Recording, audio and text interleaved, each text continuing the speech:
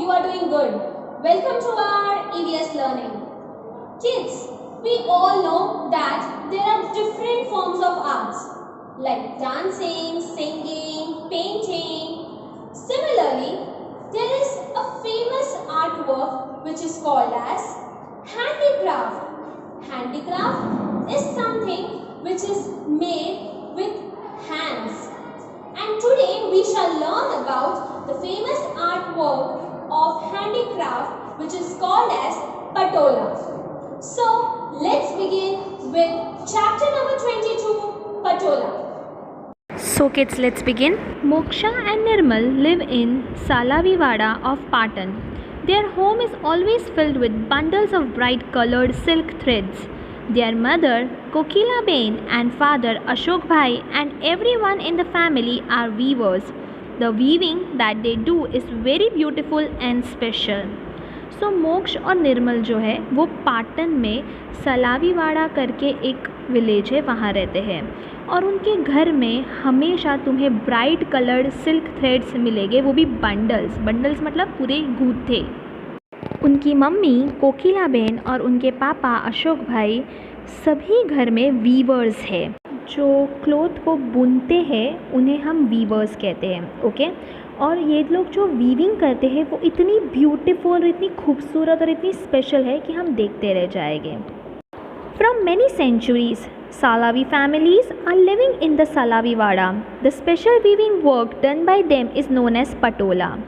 So बहुत centuries से सालावी families जो है वो सालावीवाड़ा में रहती है पाटन में, और इनका जो स्पेशल वीविंग वर्क है उन्हें नाम दिया गया है और वो नाम है Patola. Patola is an art form. Patola is a double ikat woven sari usually made from silk and it is made in Patan, Gujarat, India. Okay. Nowadays here, Patola House has established to inform Indian people and people from all over the world about their special weaving work. So आजकल Patola house करके एक form किया गया है, establish किया गया है ताकि सभी इंडियंस को और पीपल जो बाहर से आते हैं उनको ये स्पेशल वीविंग वर्क के बारे में बताया जा सके।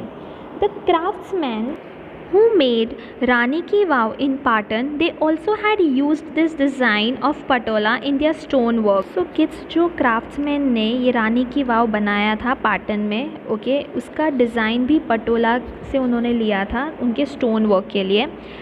This is the picture of Rani Ki Vav, is a stepwell situated in the town of Patan in Gujarat state of India. Okay. The poets of Gujarat have also discussed about this craft in their folk songs like छेला जीरे मारी हारू पाटन थी पटोला मोंघवा लावजो। So kids, this can be said that कि patola art craft जो है उसकी बहुत इम्पोर्टेंस है, हैंडीक्राफ्ट्स की बहुत इम्पोर्टेंस है, okay. So Moksh and Nirmal's parents learned this art from their parents. Now Moksh and Nirmal also help their parents after coming back from school and learning this art. So Moksh और निर्मल के जो मम्मी पापा थे उन्होंने ये आर्ट फॉर्म उनके parents से सीखा और अब मोक्ष और निर्मल अपने पेरेंट्स से ये आर्ट सीख रहे जब वो स्कूल से वापस आ जाते हैं। Now kids, look at this pictures. Process of making patolas of Patan, ये लोग कैसे प्रोसेस कर रहे हैं ये यहाँ पे 1 by 1 स्टेप में दिखाया गया है, okay. Let's move further, let's learn it in detail. From thread to cloth, the threads which are used to weave patola is made from mulberry silk, which is white. Father brings this silk threads from outside.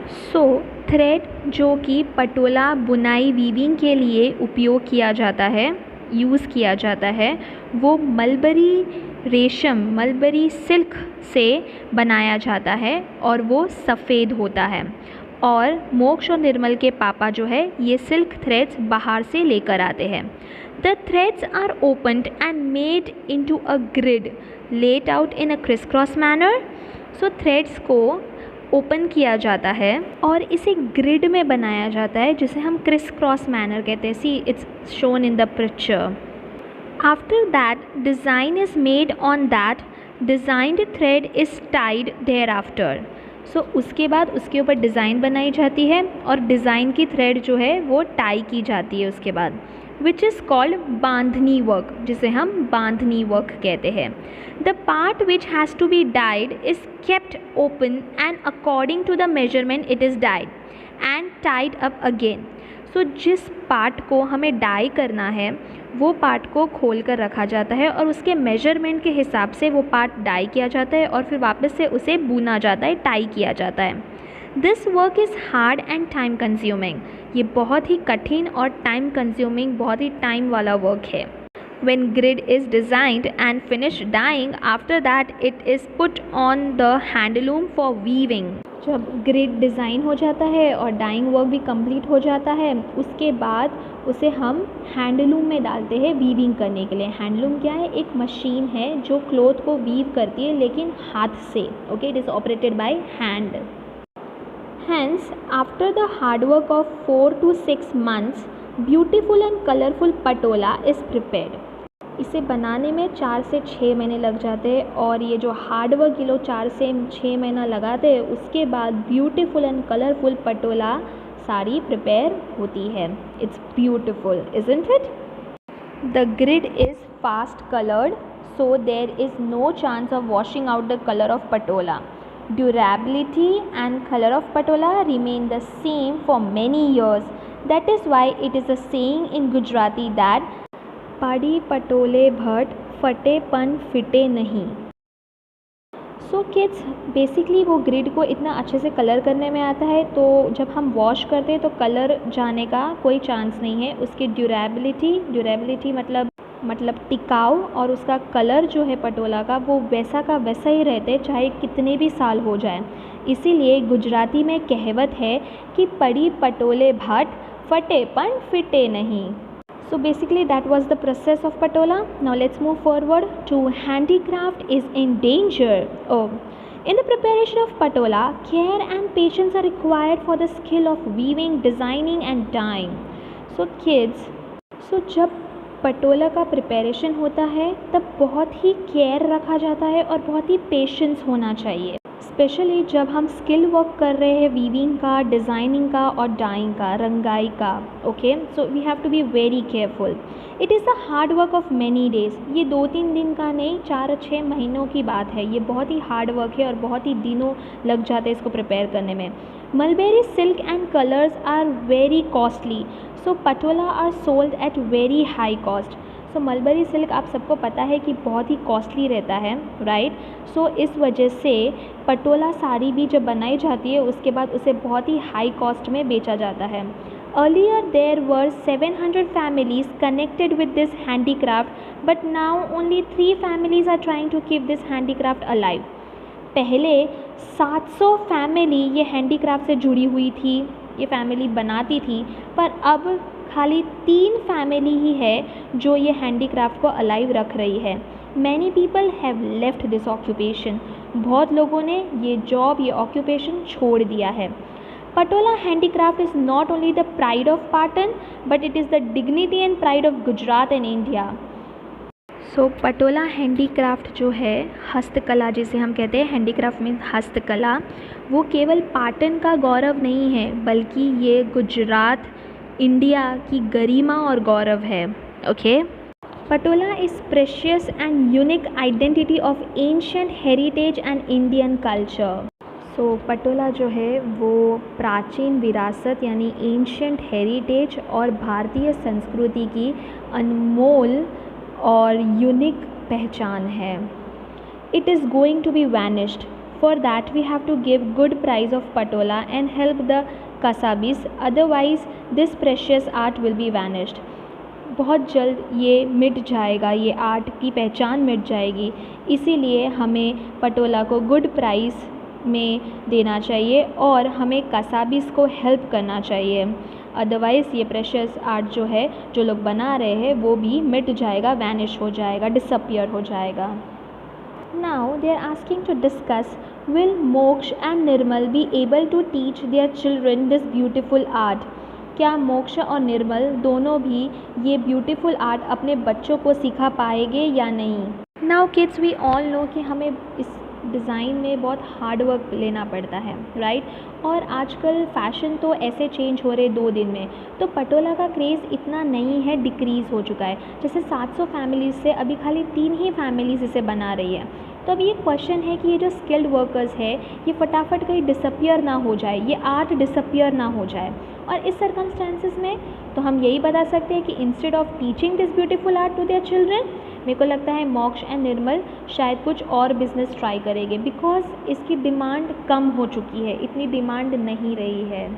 Well, you can place your opinion too, okay? Well, write in your notebook. Now, this question is to be written in your notebook. Have you ever seen anybody weave something on a loom? What were they weaving and where? क्या तुमने कभी किसी को देखा है कि वो लोग कुछ वीव कर रहे हो क्लोथ पे, राइट, या फिर कोई हैंडलूम पे, राइट? तो अगर वो लोग वीव कर रहे थे तो वो क्या वीव कर रहे थे और कहाँ वीव कर रहे थे? Normally they show on discovery channel about all this, तो मे बी आपने वहाँ देखा होगा, या तो फिर अगर आपने फेस टू फेस एक्सपीरियंस किया है तो please write it in your notebook, okay? The threads of a sari are dyed. Do you know of any other thing that is died?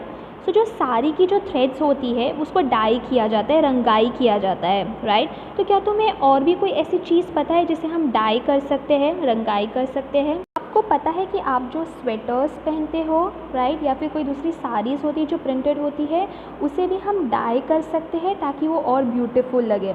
उसमें आई थिंक स्वेटर्स में तो वुल का यूज़ होता है, तो wool is also dyed, okay? So that you can wear that lovely colorful sweaters which are knitted with such colored wool, right? Okay, do you know any other work which many people living in one place do? Do they make some things?